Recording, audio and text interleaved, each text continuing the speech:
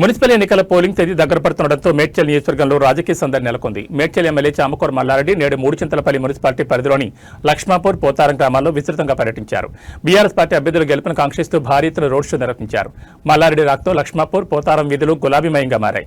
పూలమాలతో బాణాసంచా కాల్చి కార్యకర్తలు ఆయనకు ఘనస్వాగతం పలికారు. ఈ ప్రచారంలో యువ నాయకుడు డాక్టర్ భద్రారెడ్డి, డీసీఎంఎస్ మాజీ వైస్ చైర్మన్ మధుకర్రెడ్డి పాల్గొని యువతను ఉత్సాహపరిచారు. గత 10 ఏళ్లలో బీఆర్ఎస్ ప్రభుత్వం చేసిన అభివృద్ధి పనులే మన అభ్యర్థులను గెలిపిస్తాయని, కారు గుర్తుకు ఓటు వేసి మన అభ్యర్థులను భారీ మెజార్టీతో గెలిపించాలని మల్లారెడ్డి ప్రజలను కోరారు.